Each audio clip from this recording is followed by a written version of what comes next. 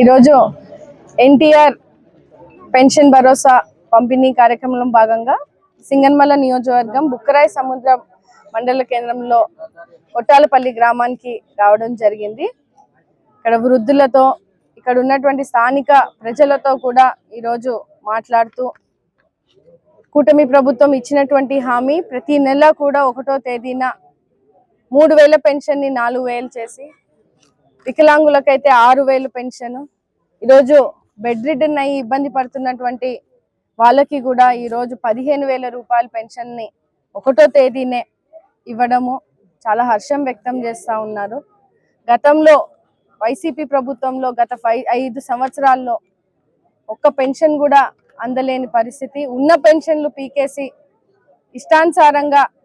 అర్హత లేని వాళ్ళకు కూడా పెన్షన్లు పంపిణీ చేశారనే భావన వ్యక్తం చేస్తూ ఈరోజు బాధపడుతున్న పరిస్థితి. కూటమి ప్రభుత్వం ఇచ్చిన మాట ప్రకారంగా ఖచ్చితంగా పెన్షన్లను కూడా ఈ రోజు పెంచడమే కాకుండా అర్హత ఉన్న ప్రతి ఒక్కరికి పెన్షన్లు ఇవ్వాలనే ధ్యేయంతో కూడా డ్రైవ్ నడుస్తూ ఉంది. దొంగ పెన్షన్లు అన్నిటినీ కూడా వెరిఫై చేస్తూ ఉన్నాము. అవన్నిటినీ కూడా దాదాపు ఇప్పుడు వచ్చే జూన్ 12 పైన నుంచి కూడా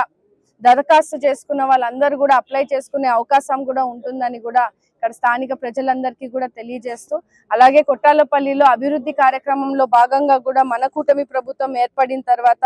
దాదాపు సీసీ రోడ్లు 10 లక్షల రూపాయలకి వేయడం జరిగింది. అదేవిధంగా నీటి సమస్య ఉందని తెలిసి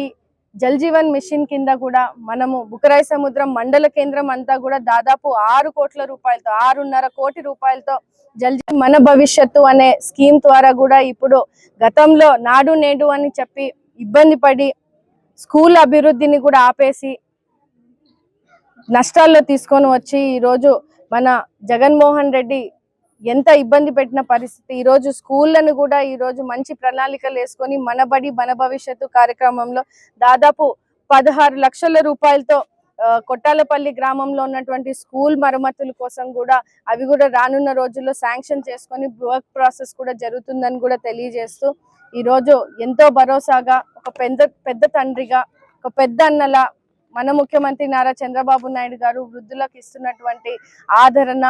ఈరోజు ఆర్థిక సహాయం కూడా ప్రజలందరూ కూడా మర్చిపోలేని విషయం అని కూడా తెలియజేస్తూ, అలాగే ఈరోజు స్థానికంగా ఉన్నటువంటి అంగన్వాడీ కేంద్రాన్ని కూడా విజిట్ చేయడం జరిగింది. అక్కడ కూడా గతంలో ఎన్ని కంప్లైంట్స్ పెట్టినా బిల్డింగ్ మరమ్మతులు కూడా చేయలేని పరిస్థితి, వర్షాలు వస్తే లీకేజ్ ప్రాబ్లమ్స్ తో ఇబ్బంది పడినటువంటి పరిస్థితి. అలాగే కూటమి ప్రభుత్వం వచ్చిన వెంటనే కూడా దాన్ని